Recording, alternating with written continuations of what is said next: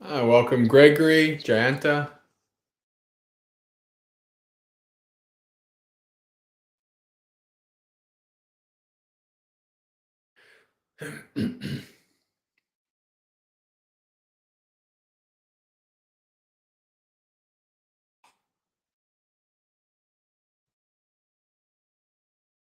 Welcome, Yankee and Julie.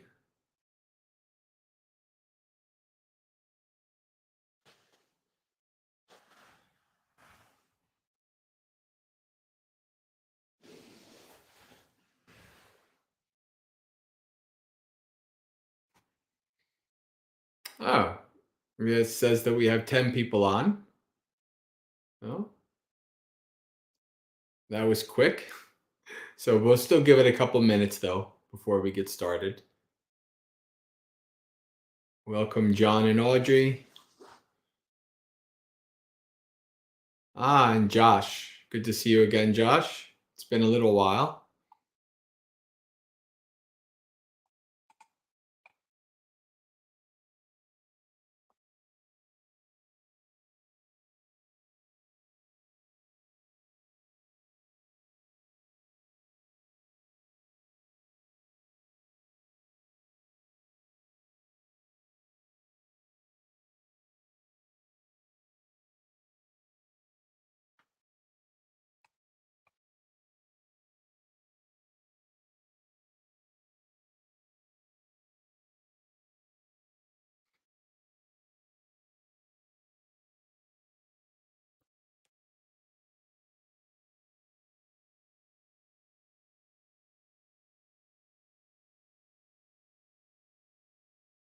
All right, we'll get started in about 1 minute.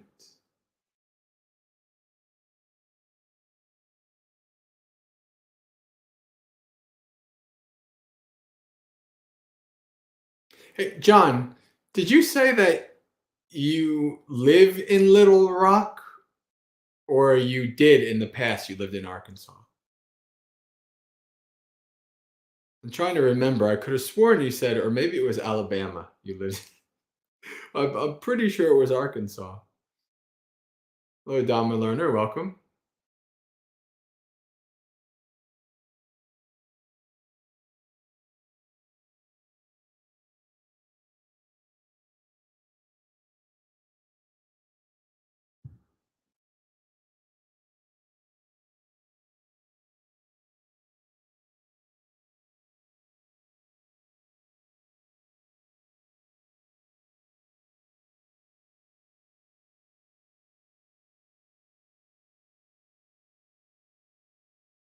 All right. I think it's about that time. We'll get started.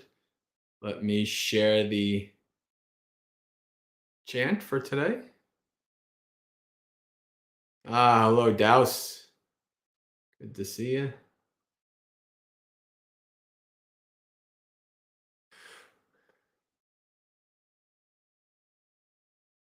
Okay, thank you, Audrey. No, it's Alabama. All right. Okay.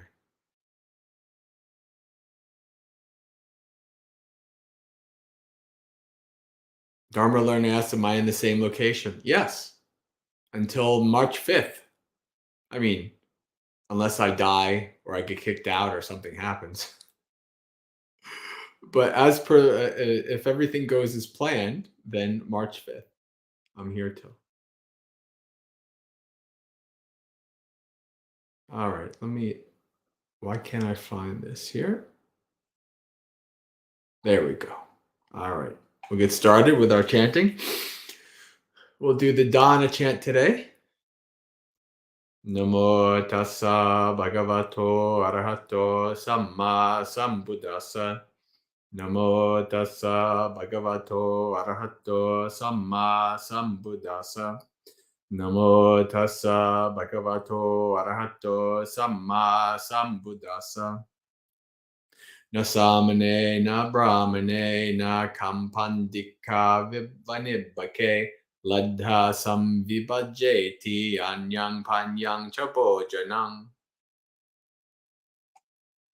Tangve avutikang asamoti ahunang purisadamang ekachanang nadadati ekachanang pavechati tangve pade savasati visiti ahu medhavino jana subhakichaviko puriso sabbabhuta nukampako amodamano pariketi deti detati basati yatapi meghotanayita va gajjaitva pasvapasati talang ninang chapureti abisandanto varina Evang eva idde kacho puggalo hotitadiso dhammena samahiritvana uttana digata kan dhannang tappeti anya panyena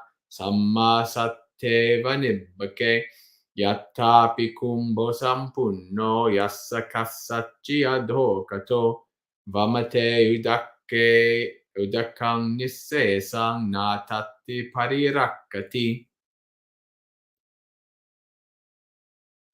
tatteva yachake disvahinang ukattamajjime dadati danang nissesang kumbho viya adhokato danang cha peyavajjanang cha attacharya chayayada sammanattatha chadamesu tattatatta yatarahang eteko sangaloke ratasani vayayato anado balado hoti vattado hoti vannado yanado sukado hoti dipado hoti chakudo Yo socha sabbadado hoti yo dadati upasayam amatang dadocha sohoti yo dhammang anusasati. All right, English.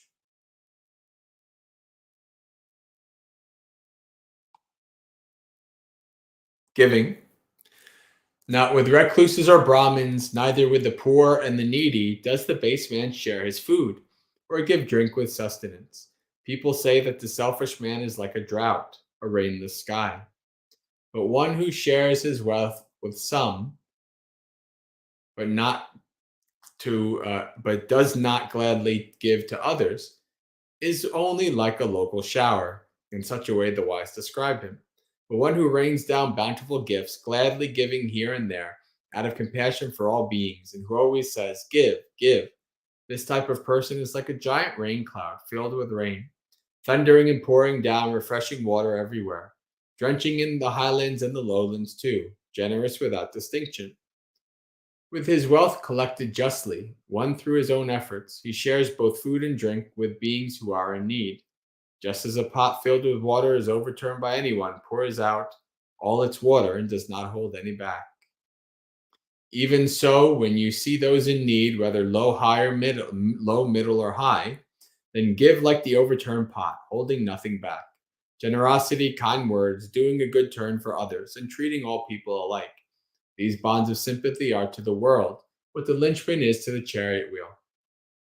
Giving food, one gives strength. Giving clothes, one gives beauty. Giving transport, one gives delight. Giving lamps, one gives sight. Giving shelter, one gives all. The one who instructs in the Dhamma, the excellent teaching of the Buddha, such a person gives ambrosia. Sadhu, sadhu.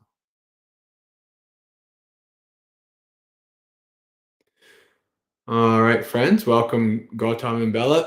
All right, friends, it is Monday night. This means it is time for our 2-hour festival of Dhamma, Dhammapalooza, with the Maggasekha community comes together for 2 hours every Monday to have this festival. We do a variety of different Dhamma-related activities, from chanting to meditation and everything in between. And each Dhammapalooza is a little bit different. This is why I never put a topic or what was done in Dhammapalooza, because I don't know what's happening yet. It's a community guided, community influenced event.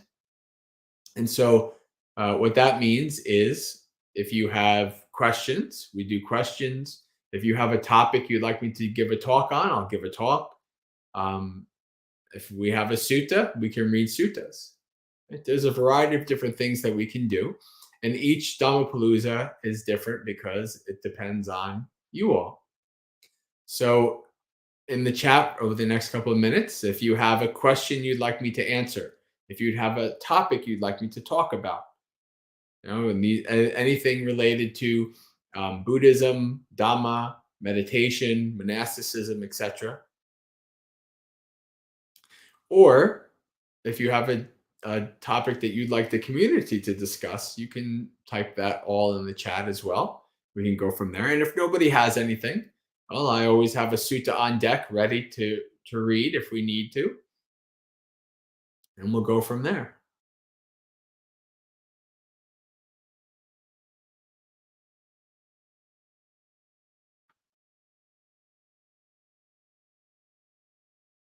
The chat's kind of quiet. This might be a sutta night.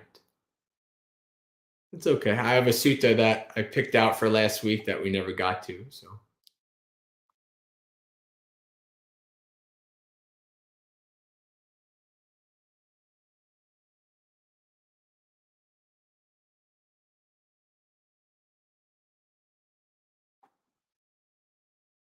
sometimes it takes a little bit for the chat to catch up. So I'm going to give it another minute or so. And if everybody's just quiet, and then we can sit and listen to the Dhamma.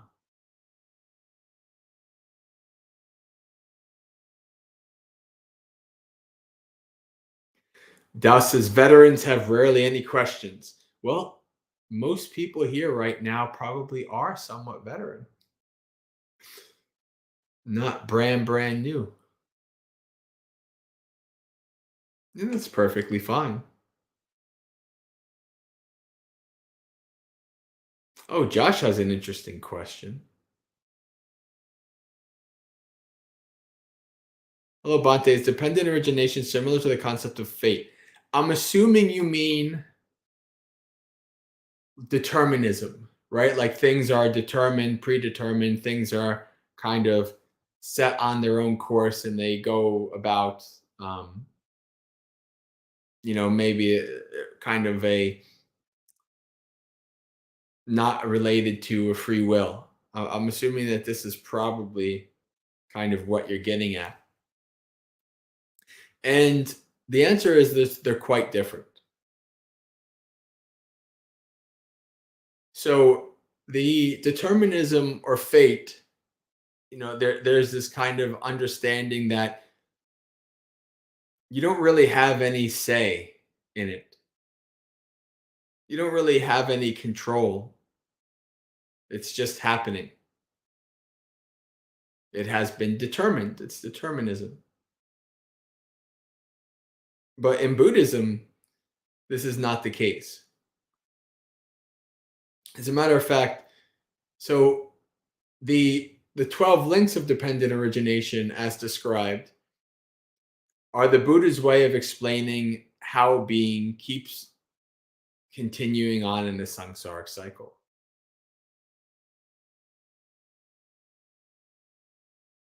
And at its essence, dependent origination or conditionality, specific conditionality, can be described in two sentences. When this arises, that arises.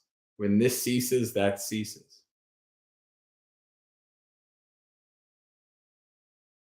So things are arising due to previous causes and conditions.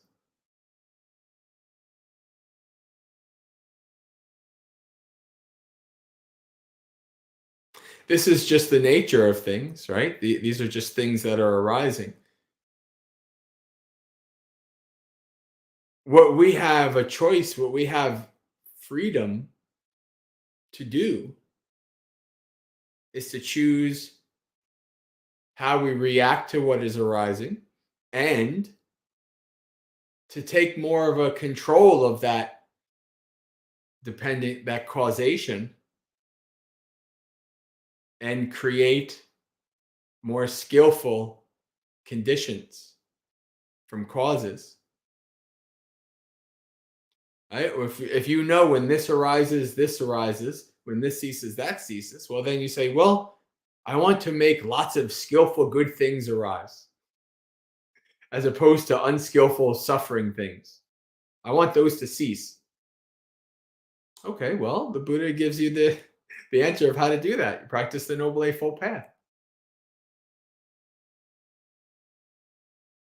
Right? So this is not a dependent origination should not be seen as really anything other than actually what you've done, right? Everything that, the causes and conditions arising are related to your actions in the past.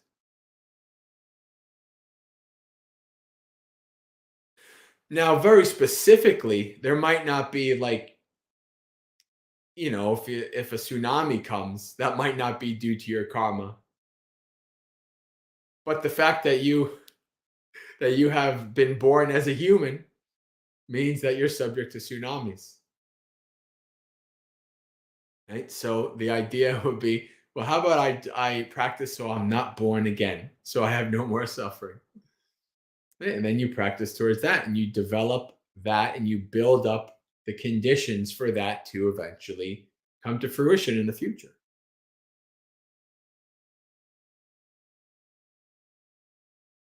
So this is in Buddhism, this is a system that you can opt out of.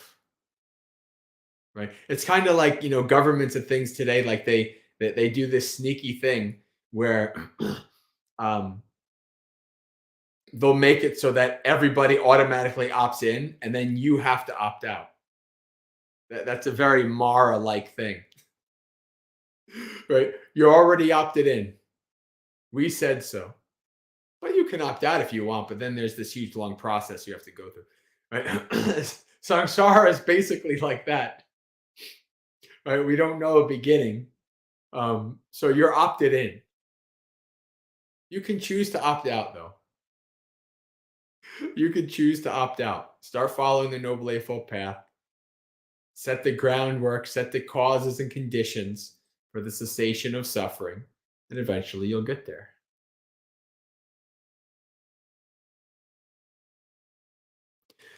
So if you want to know kind of like as is there such a thing as free will in Buddhism?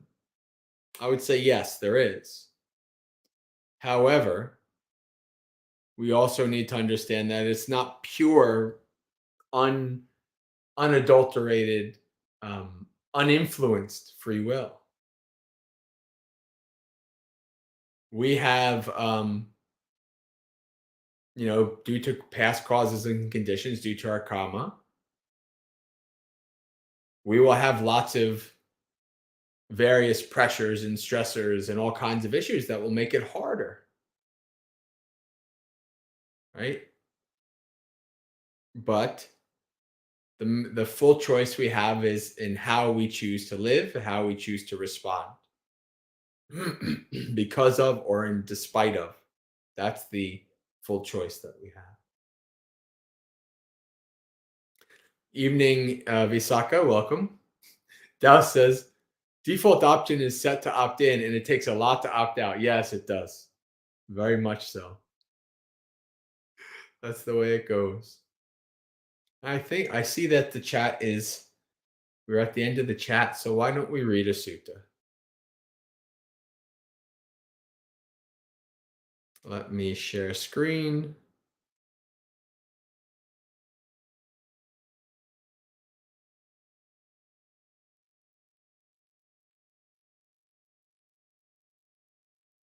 I've chosen Majjhima Nikaya number 126 with Bhūmija. So I have heard at one time the Buddha was staying near Rajagaha in the bamboo grove, the squirrel's feeding ground. Then Venerable Bhūmija robed up in the morning and, taking his bowl and robe, went to the home of Prince Jayasena, where he sat on the seat spread out. Then Jayasena approached and exchanged greetings with him. When the greetings and polite conversation were over, he sat down to one side and said to Bhūmija, Master Bhūmija, there are some ascetics and Brahmins who have this doctrine in view. If you make a wish and lead the spiritual life, you can't win the fruit.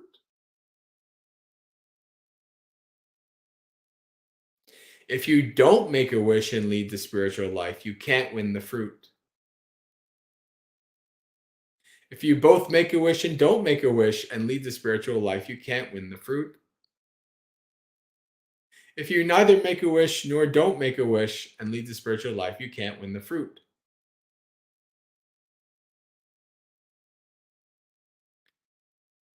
What does Bhumija's teacher say about this? How does he explain it? Prince, I haven't heard and learned this in the presence of the Buddha, but it's possible that he might explain it like this.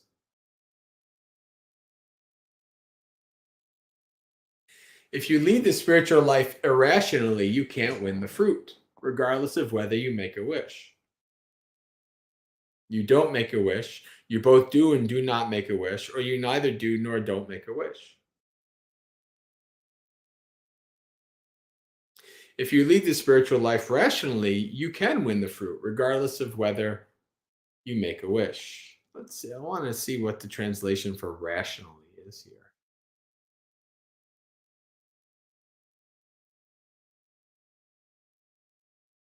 Fruit.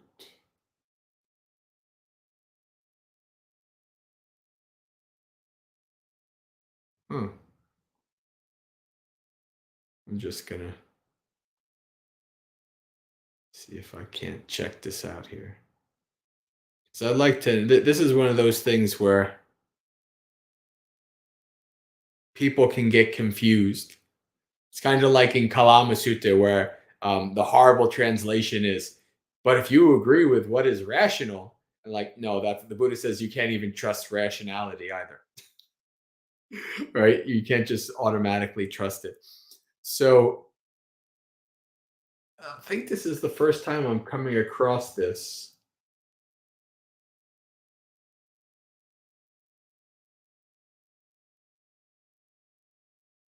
Hmm.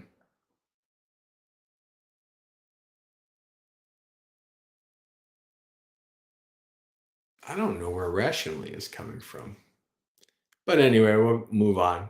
You don't make a wish. You both do and do not make a wish, or you neither do nor don't make a wish.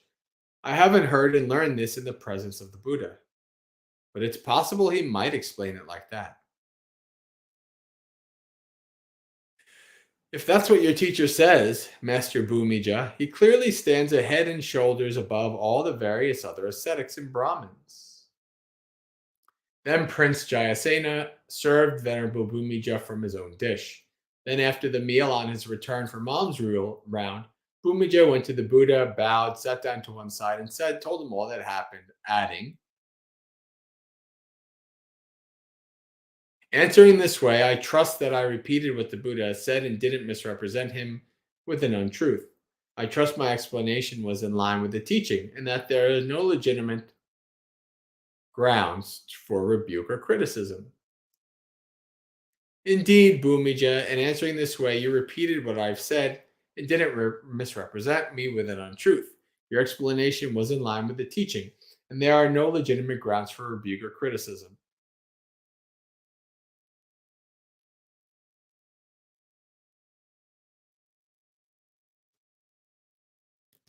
There are some ascetics and Brahmins who have wrong view, wrong thought, wrong speech, wrong action, wrong livelihood, wrong effort, wrong mindfulness, and wrong immersion.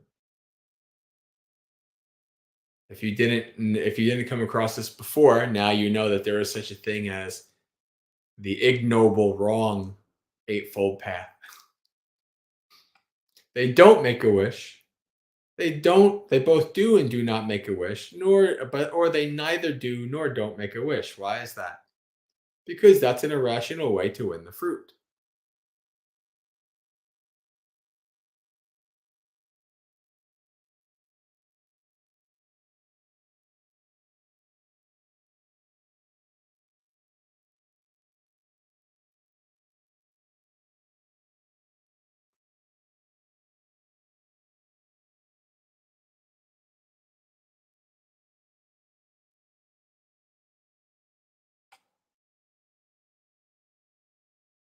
Hmm. This is why Pali is interesting. This word hesa can mean the neighing of a horse, but it can also mean truly this. So this is the saying, truly this, Bhūmija. But if you just go here, it says the neighing of a horse. All right. Anyway, suppose there was a person in need of oil.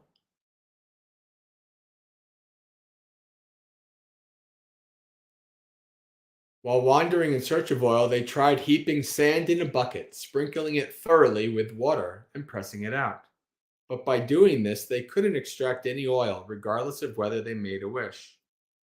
Didn't make a wish. Both did and did not make a wish, or neither did or did not make a wish.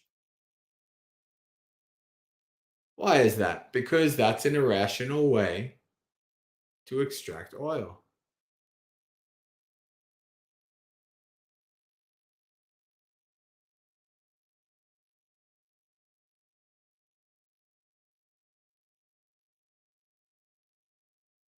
Oh, is it a yoni that he's using for irrational?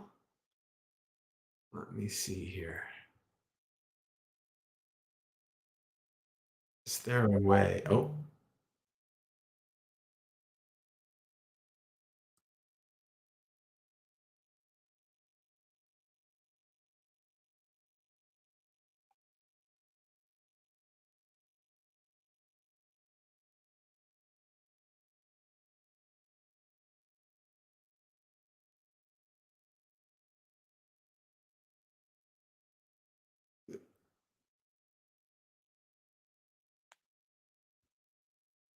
no reason. Because yoni is that word from yoniso manasikara. At least I think it is. This is one of those things where it can be confusing. You might think it's the same root and it's not. I think it's close, but it's not the exact same root. I think it's a related root. So yeah, okay. So irrational, no. So I now I understand why he's using irrational.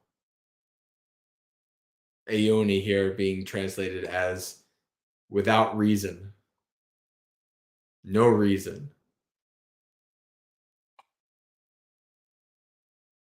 All right.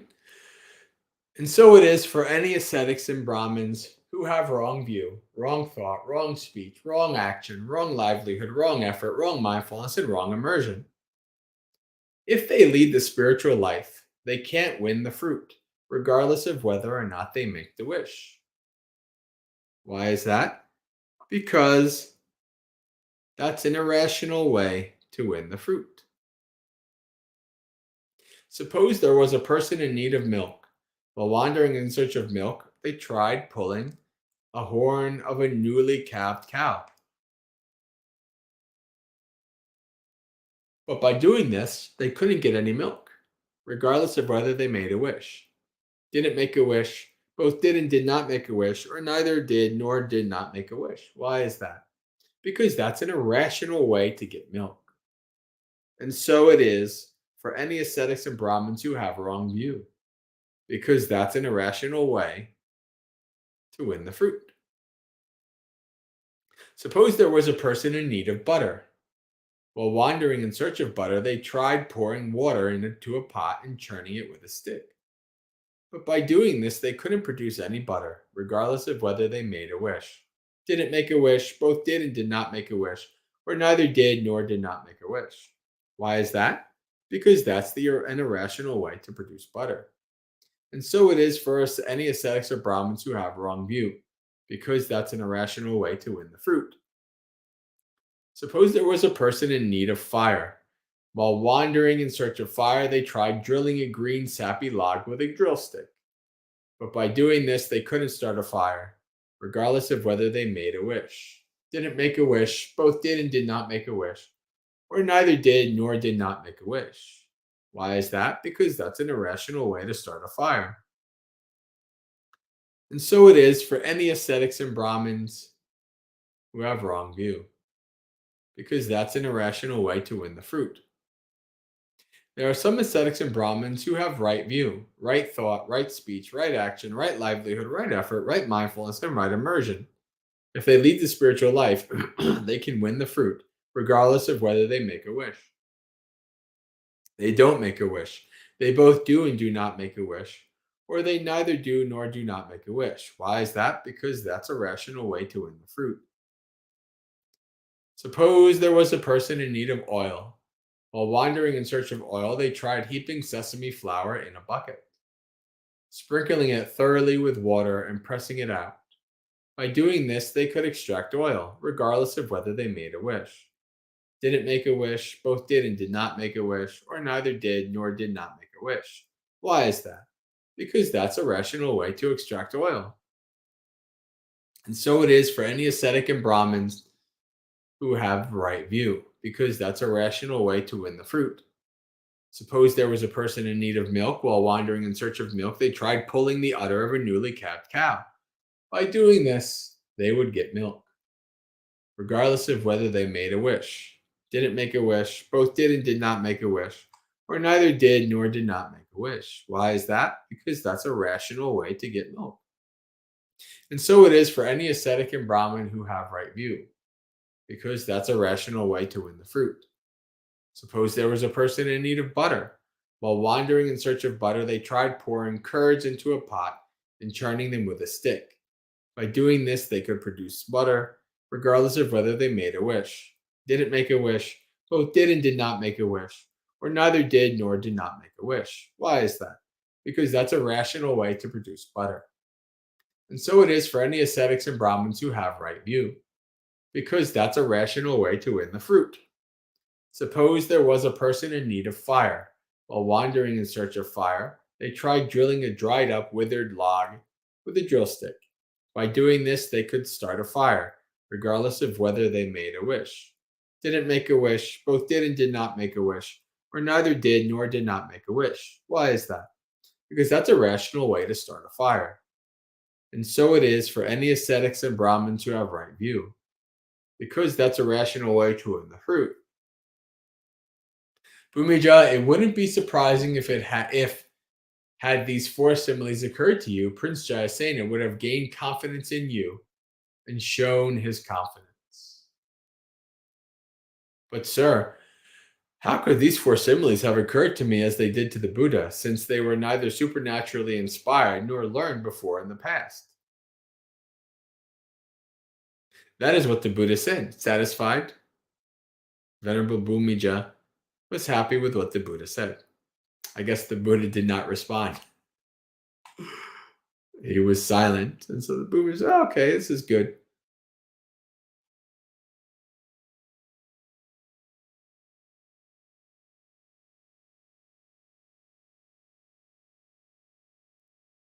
Oh, Douse has an interesting thing.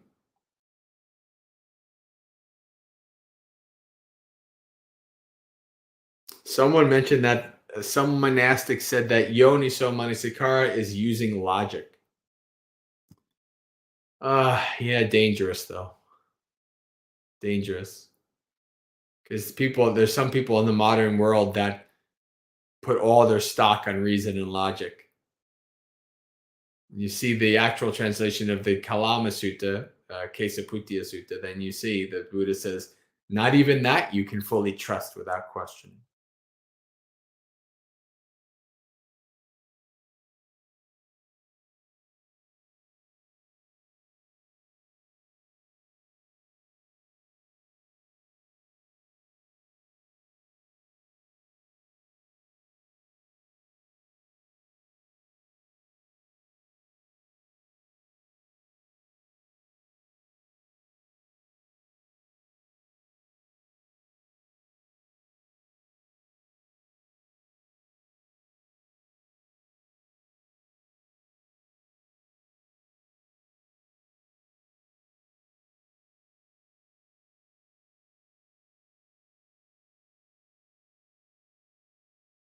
Hmm.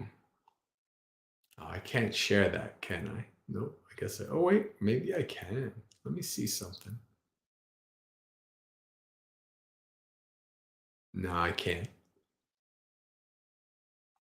Wanted to see if I could share my wonderful golden dict poly dictionary thing here, but alas, it doesn't seem like it's something I can share.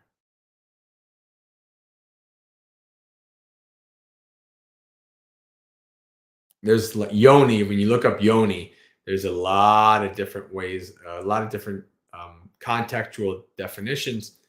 One of them is reason, cause, or source. So reason here is like the reason why something has arisen, right? Or the reason because of, not like logic and reason. Because yoni is like the womb, the egg, the reason, the cause, the beginning, etc.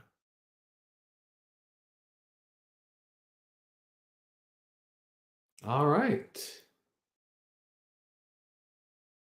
Well, everything's a bit quiet still.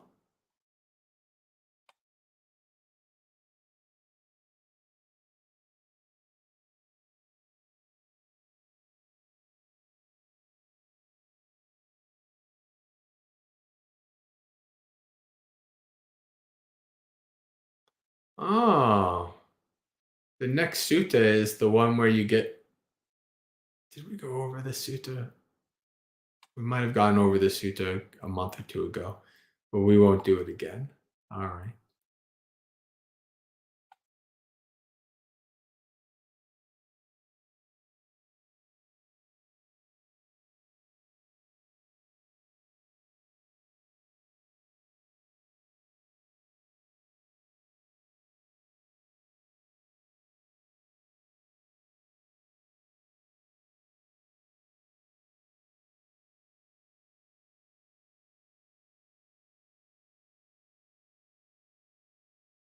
Why don't we read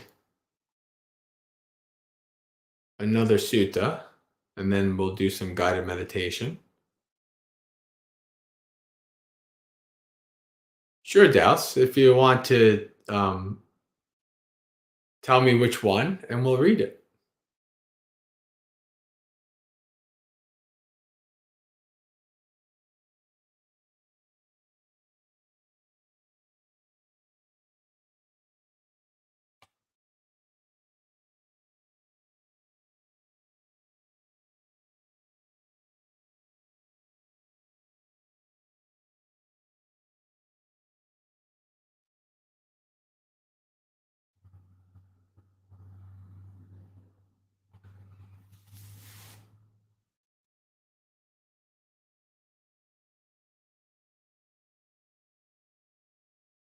SM 4720. All right.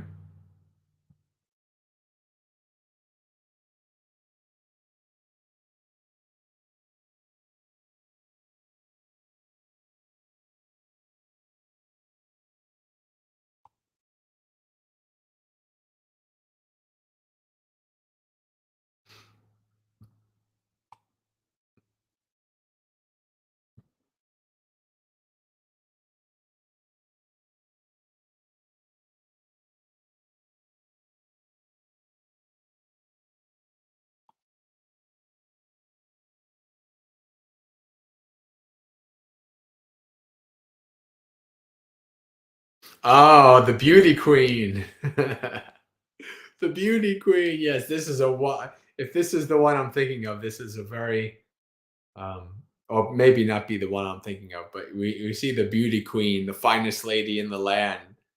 There's a couple suttas for this one. Let's see here. Let's share this.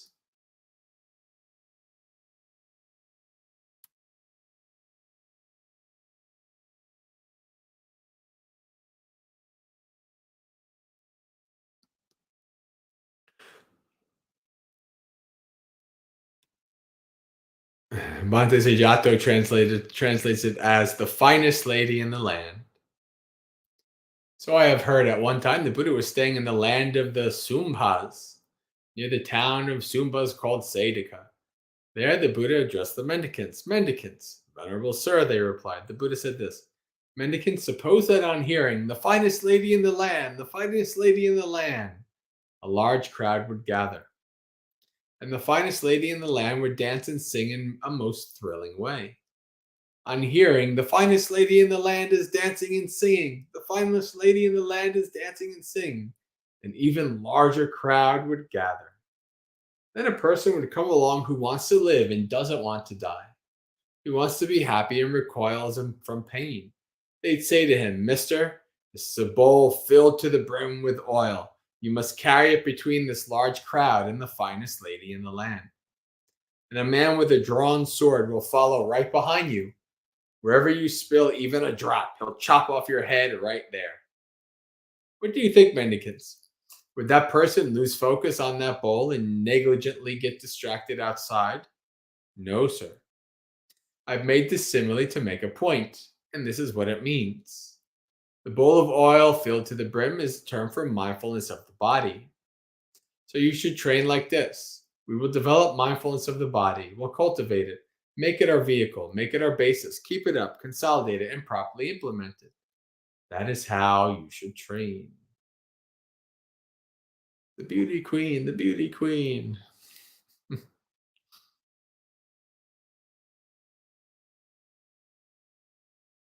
Yeah, that's a quite fun simile. I've always enjoyed that one. I quite like actually the let's see. Since we're on the subject of mindfulness, let's break out some good mindfulness suttas.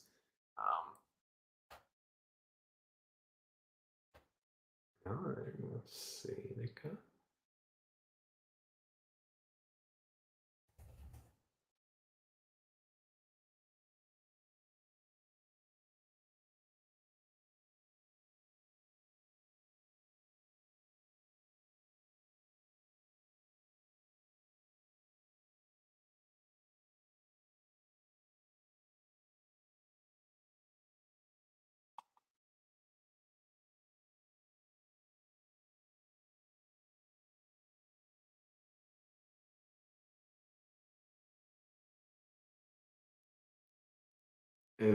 This is the simile of the acrobat.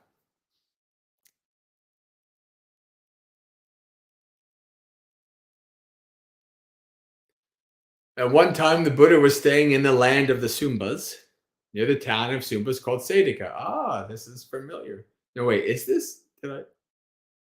Yeah, okay, this is the right one.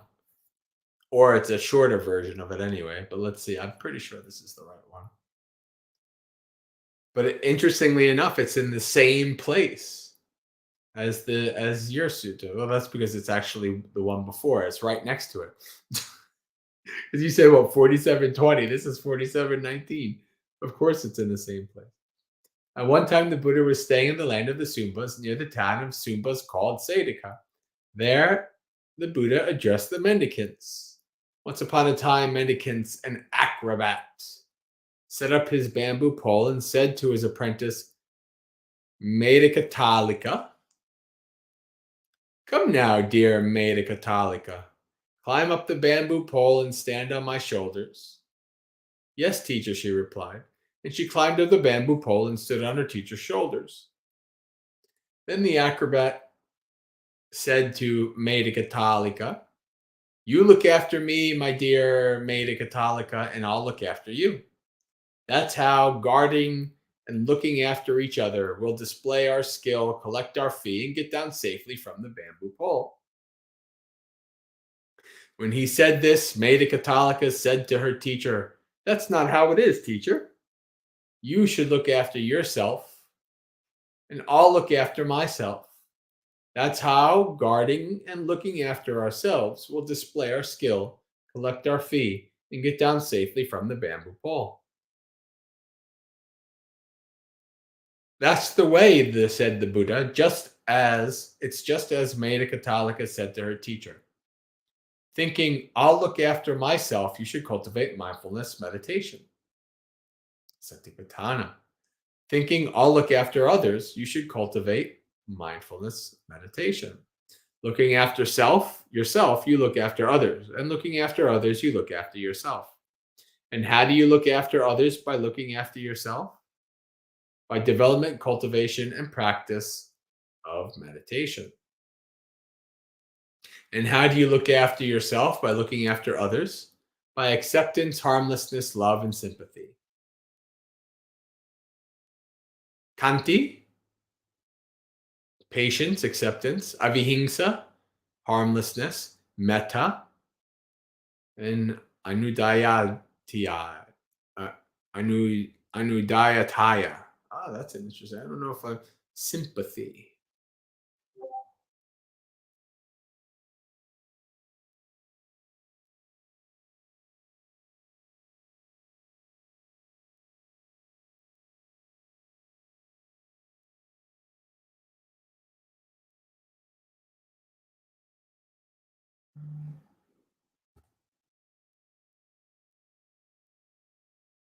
Compassion, sympathy.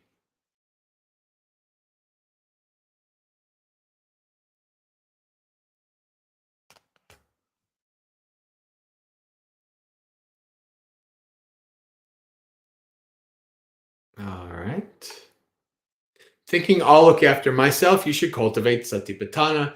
Thinking I'll look after others, you should cultivate satipatthana. Looking after yourself, you look after others. And looking after others, you look after yourself.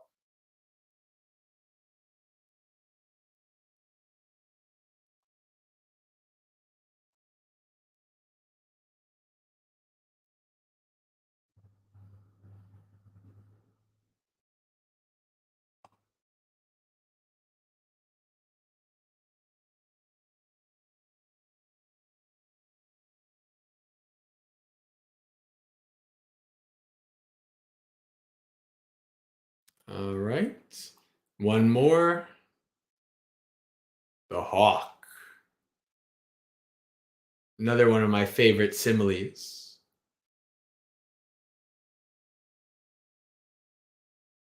When it comes to meditation, when it comes to satipatthana, mindfulness.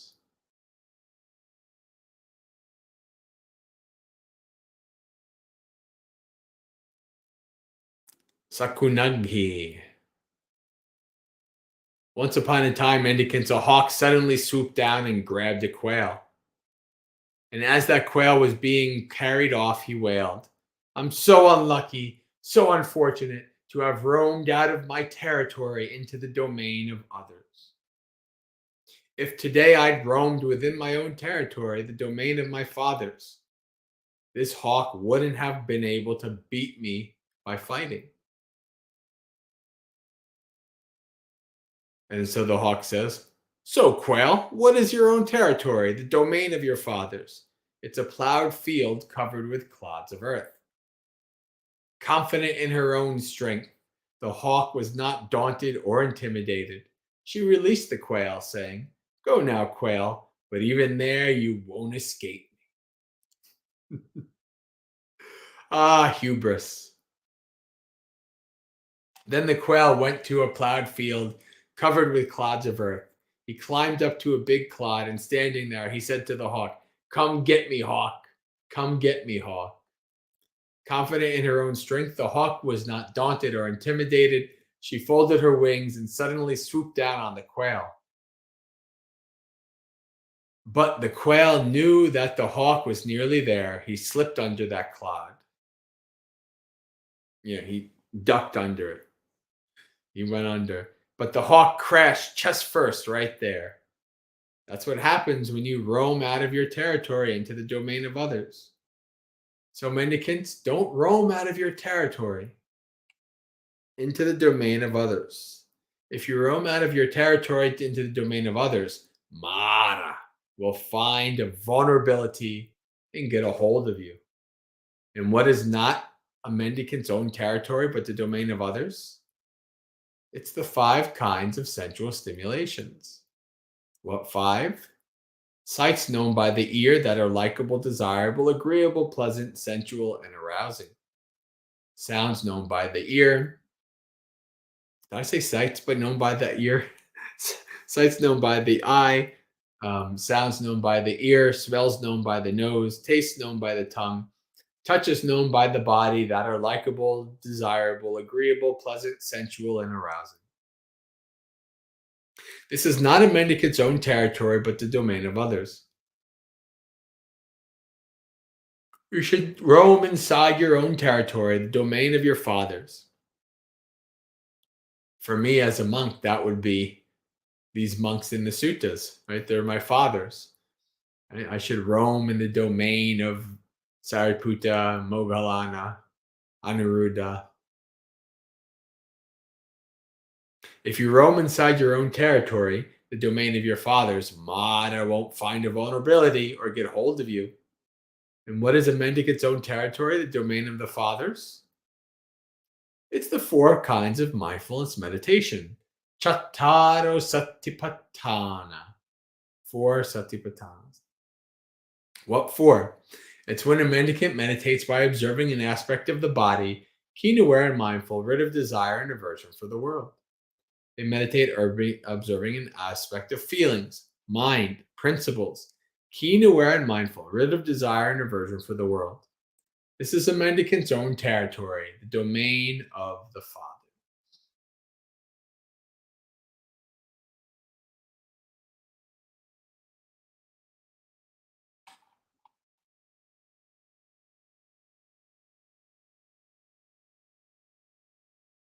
All right. Oh, it says that we have 17 people on, but the chat is dead. It's quite an interesting dynamic tonight. Hello, Metika. Welcome. We've just been going through some suttas related to Satipatthana.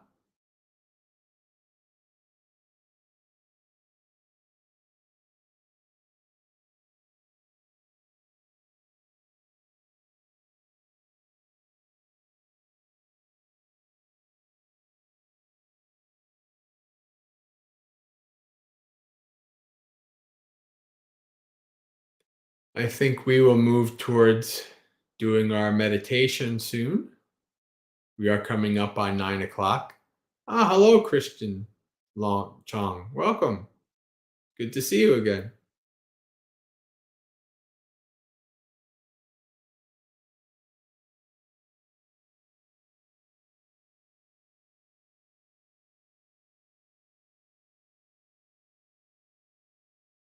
Oh, Metika, you're back in Ireland, not with Ajahn Sona. Your stay with Ajahn Sona has come to an end.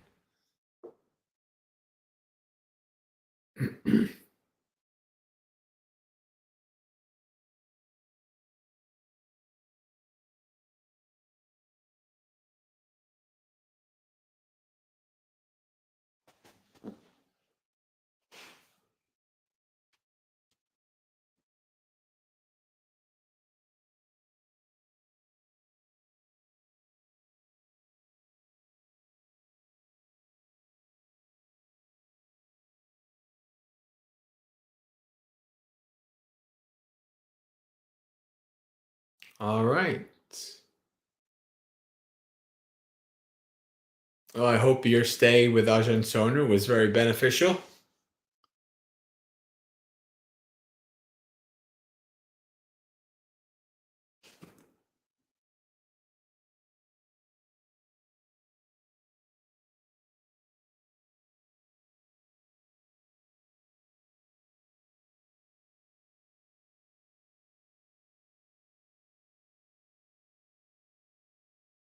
I think now's a good time to begin our guided meditation or just meditation in general.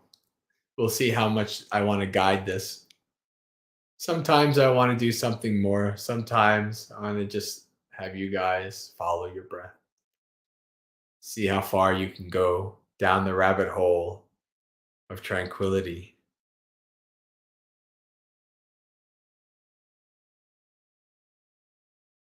All right. So close your eyes. Set your body up in comfortable and stable position.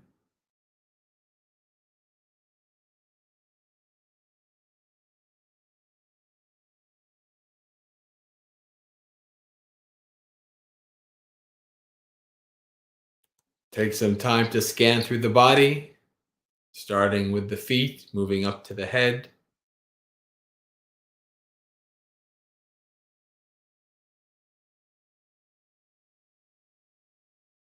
Start by bringing your focus and attention to the feet.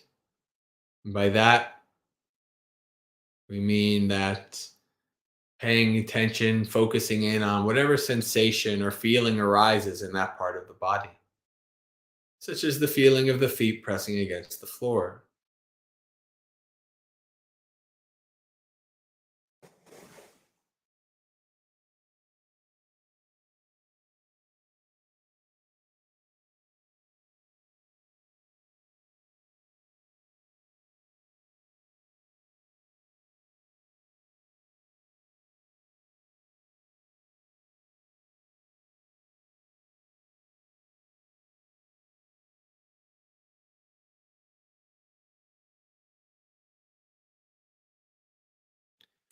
Moving up through the ankles into the calves.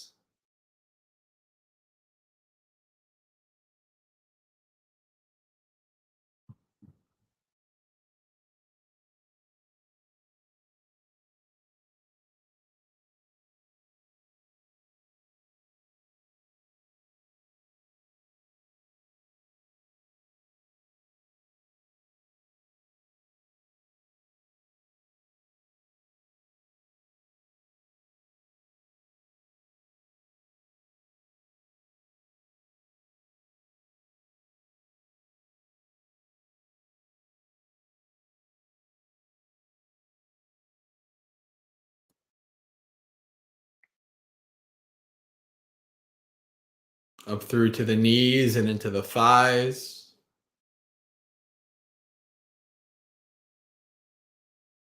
What's the feeling of the thighs pressing against the floor, couch, or the cushion, the chair?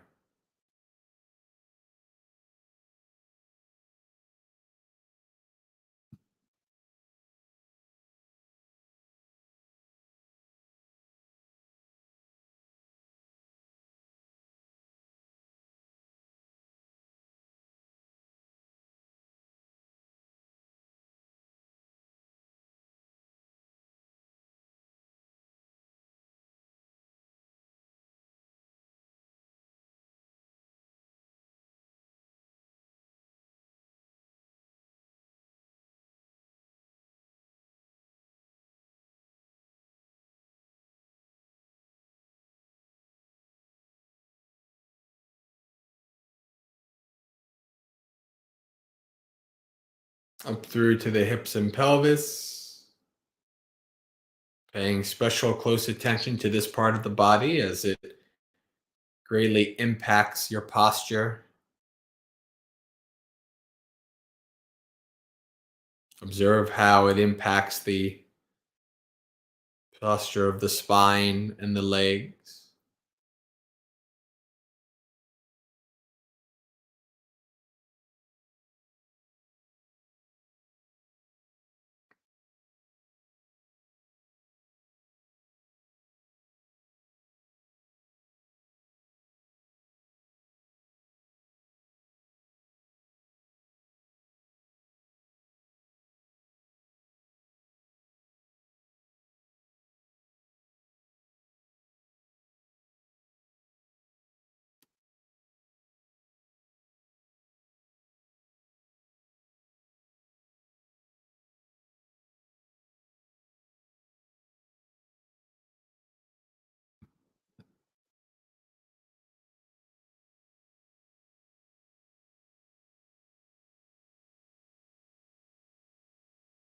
Move up the spine now through the abdomen and the chest.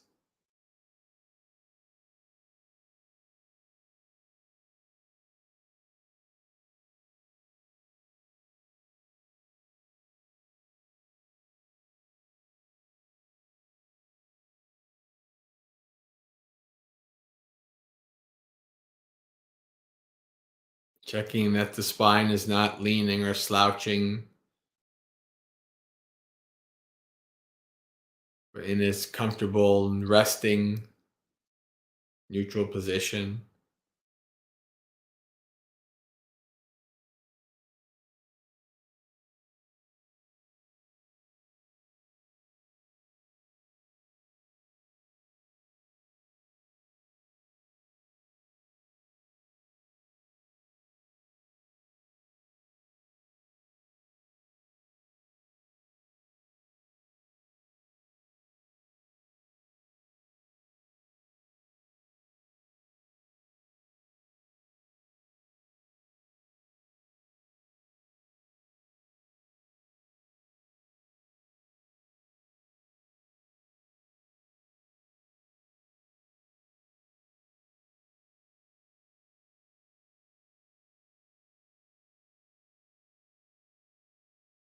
Up through to the shoulders, checking that they're hanging loosely, not tight. And down through to the elbows and hands, observing how their position impacts your posture.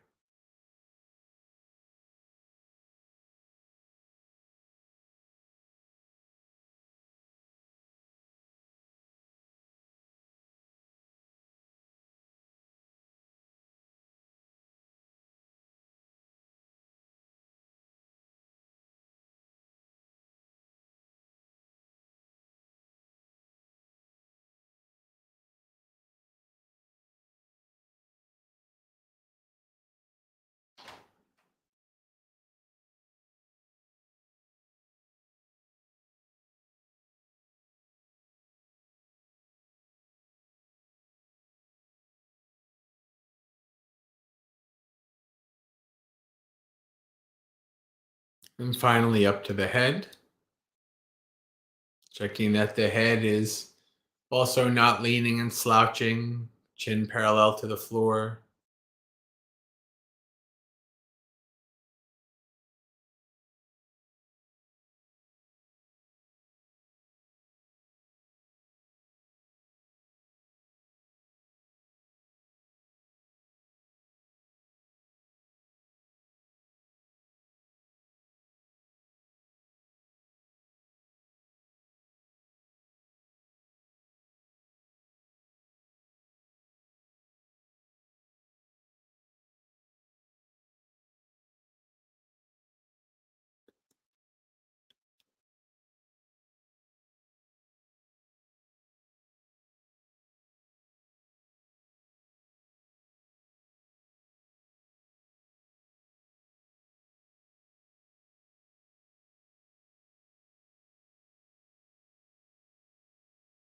When you're done setting up the body, let the body go and take 3 deep breaths.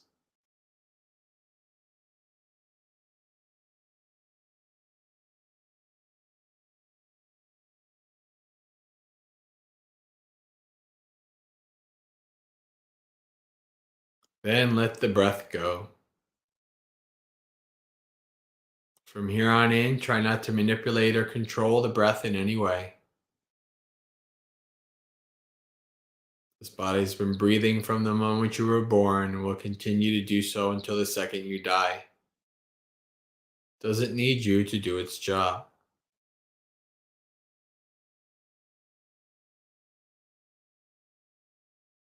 Your job is to simply observe, investigate, and abide with the breath. So the body breathes in, the body breathes out.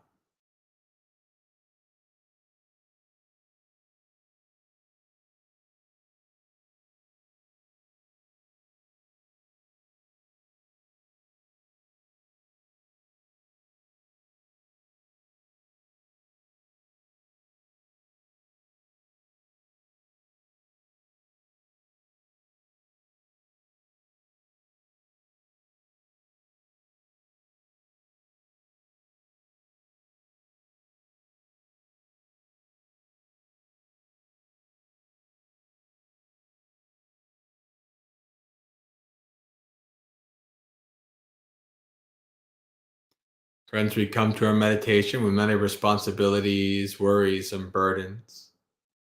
Many things that will seek to come to our mind as we practice following the breath. For the time of this meditation, we practice laying down our burdens.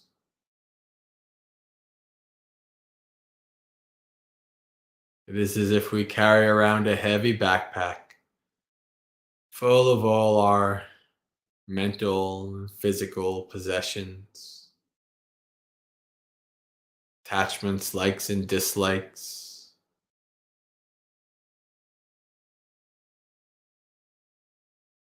Put that backpack down. Enjoy some lightness and freedom in following the breath.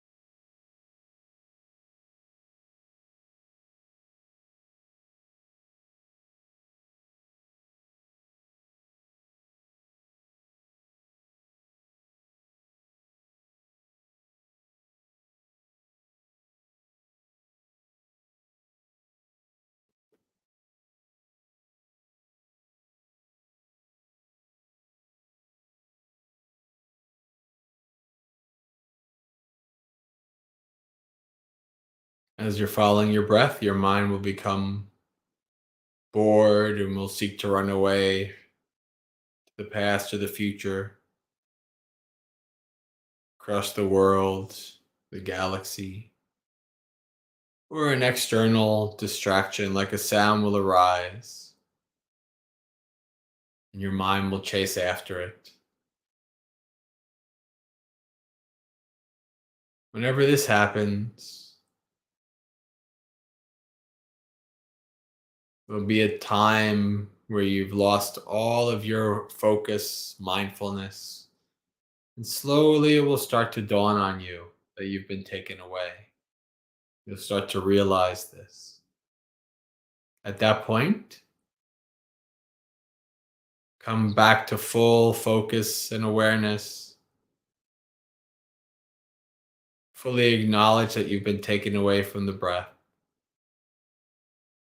Then practice letting go of the breath by neither getting agitated and pushing it away, nor by getting attached and excited about it. Simply try to let it go, let it be. Give it no energy, no attention. Let it go on its way and return to the breath.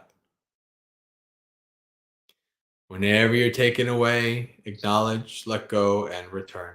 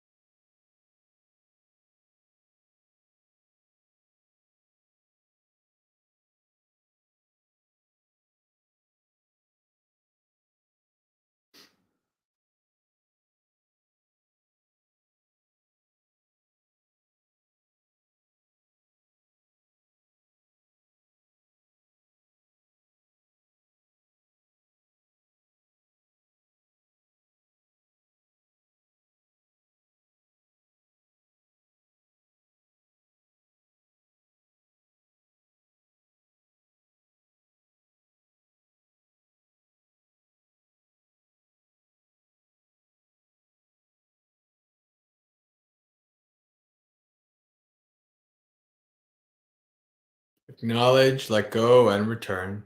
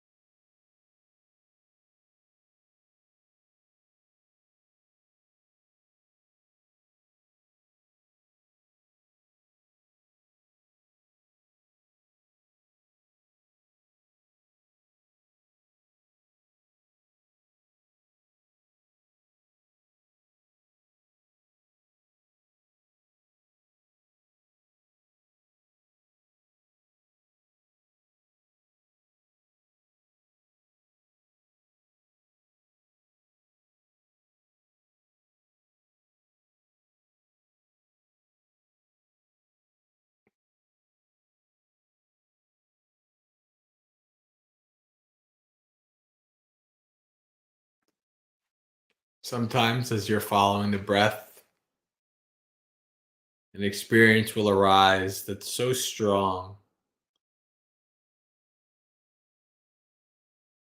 that even if you try to let go and return, you can't. Maybe a painful feeling in the knees or strong itching.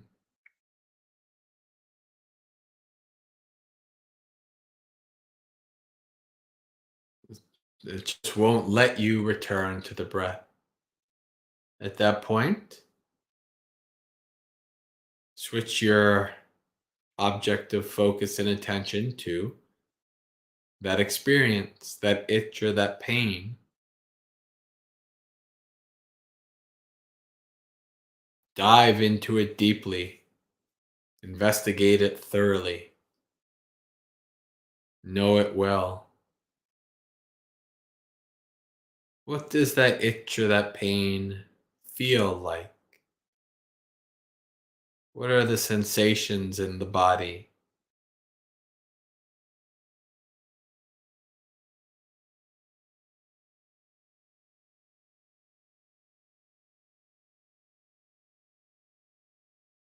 How does this experience impact the general tone or state of your mind? What is the mind like when it's full of pain or itching?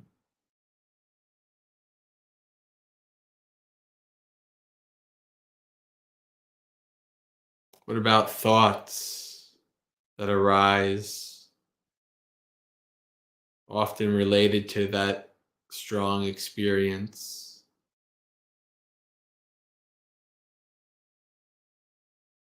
Different stories, narratives.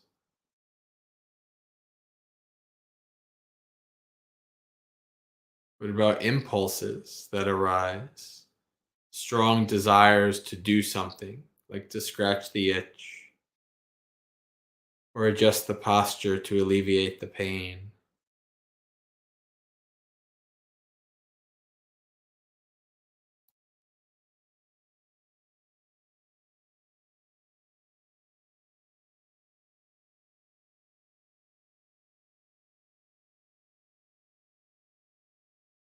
Whenever you have this strong experience, observe it, investigate it, learn from it what you can. Observe how your mind and body interact.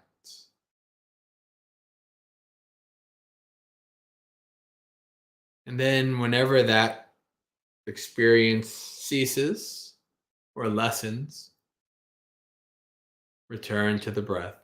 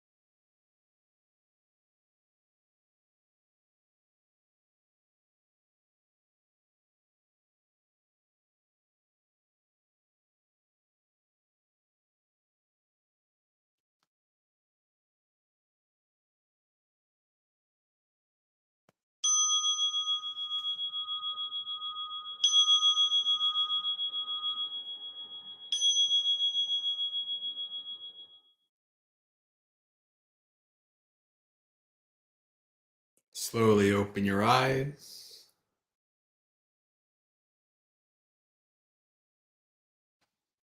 becoming aware of the room around you, the live stream.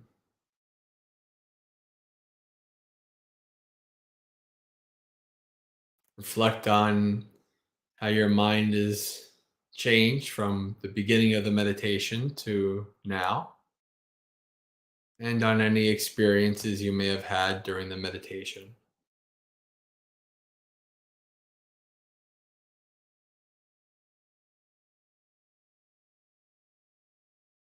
While you're doing that, I'll bring up some Dhammapada verses. We'll read some Dhammapada and then we'll end. We'll probably end early since it's a quiet night and I'm a little bit tired.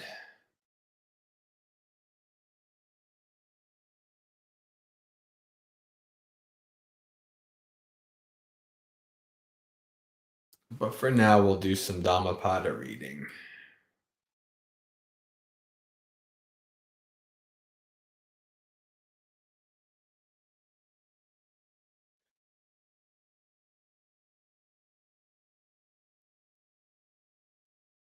And this is actually the perfect Dhammapada section for the suttas we've been going over.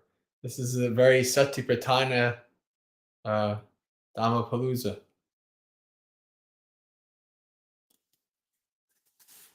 Heedfulness is the path to the deathless. Heedlessness is the path to death. The heedful die not. The heedless are as if dead already.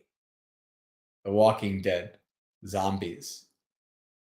Buddha is saying that the average person is a zombie, a sheeple, an NPC, whatever you want to call it. The average person does not live a life. And as Socrates said, an unexamined life is not worth living. Right? The average person lives an unexamined life, going through this life like a zombie. Don't be that way. Clearly understanding this excellence of heedfulness, the wise exalt therein and enjoy the resort of the noble ones. The wise ones, ever meditative and steadfastly preserving, alone experience nibbana, the incomparable freedom from bondage. Ever grows the glory of him who is energetic, mindful, pure in conduct, discerning, and self controlled, righteous and heedful.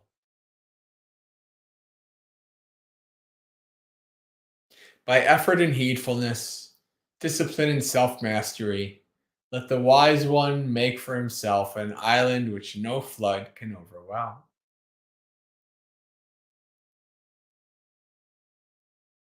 The foolish and ignorant indulge in heedlessness, but the wise one keeps his heedfulness as his best treasure.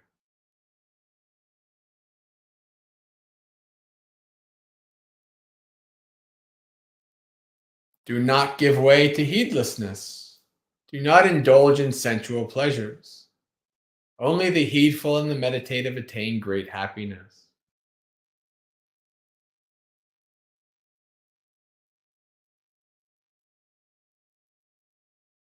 Just as one upon the summit of a mountain beholds the groundlings, even so when the wise man casts away heedlessness by heedfulness and ascends the high tower of wisdom, this sorrowless sage beholds the sorrowing and foolish multitude. Heedful among the heedless, wide awake among the sleepy, the wise man advances like a swift horse, leaving behind a weak jade.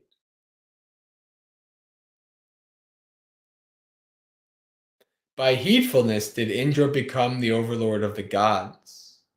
Heedfulness is ever praised, in heedlessness ever despised.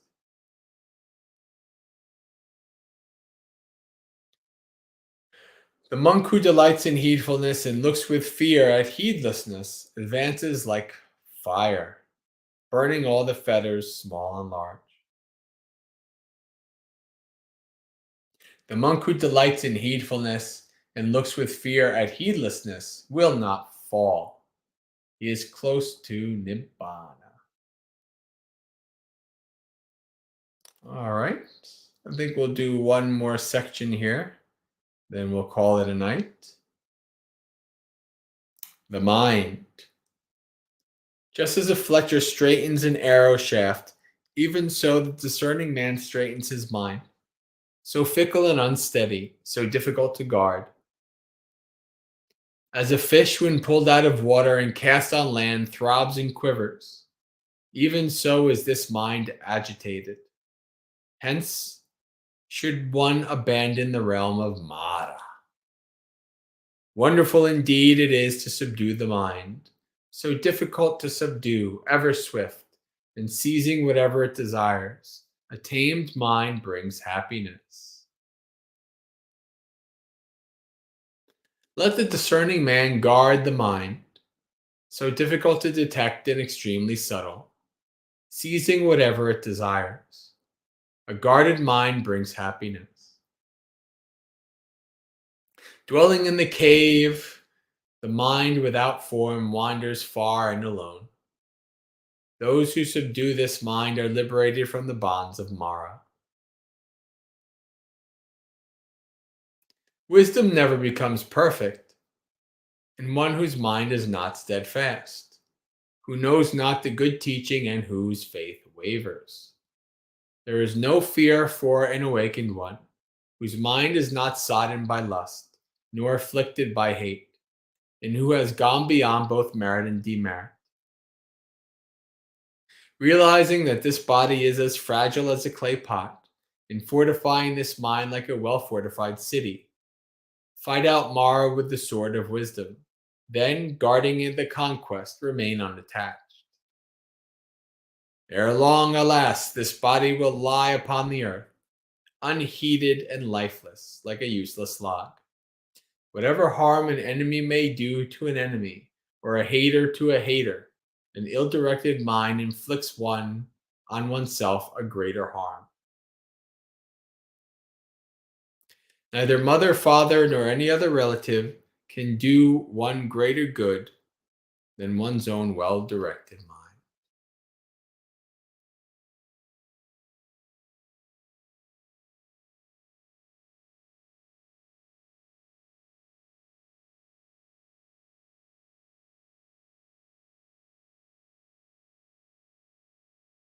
All right, friends. Well, I think I'm going to call it a night. It's a little bit past 9:30.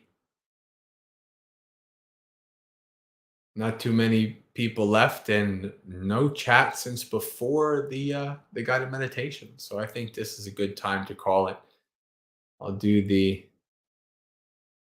Dallas has survived all this time. Amazing. He didn't book out for the when the meditation happened. Okay. Let's see.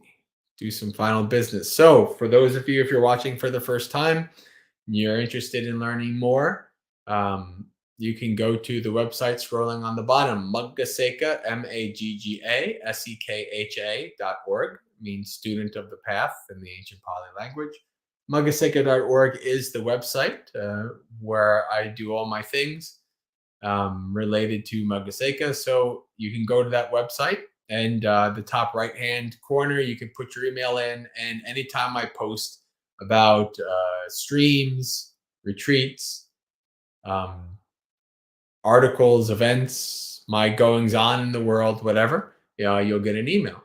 Same thing on YouTube. If you click the bell, click subscribe, click the bell, then you will get an email notification anytime I go live. Like for instance, there's an Askabante that is premiering on Wednesday. I put it as this instant premiere thing, so it gets kind of advertised. So you guys can check that out. Askabante, new Askabante, first one in quite a while. I'm feeling a bit energetic these days, so I'm taking advantage of it while I have it. So then also we also have our online community, Maggasekha, on the Discord application. So if you're interested in joining a community that is based in the early Buddhist texts, the suttas, in both study and practice, you can join us. Um, Send an email to the email listed on the page, maggasekha@gmail.com, and you can ask for an invite and we'll make sure that you have one.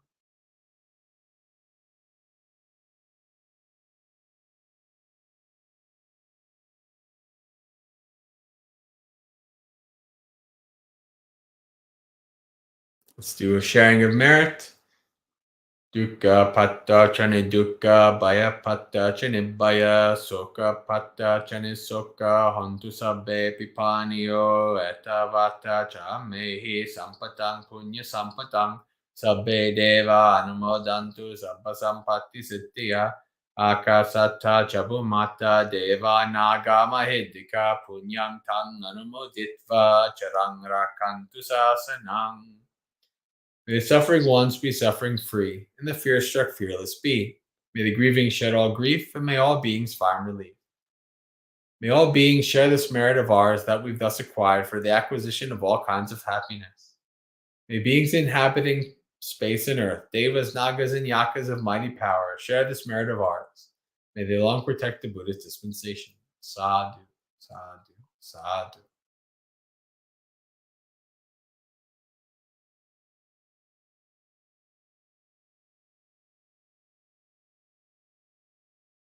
All right, friends. Well, until we meet again, Suki Hotu, may you be happy, practice well, and be well. May you have a spiritually successful and peaceful week. And if you're interested, join me Monday through Friday, 8 a.m. Tomorrow morning, we'll be on for a morning monastery experience, the half-hour experience of what you would get if you stayed in the morning, woke up in the morning at the monastery and did a little chanting and getting a little Dhamma in the morning before work, before the activity of the day. So join us for morning monastery experience. Keep an eye out for the new Ask Abante on Wednesday. And I'll see you maybe next week for another Dhammapalooza. Have a good one.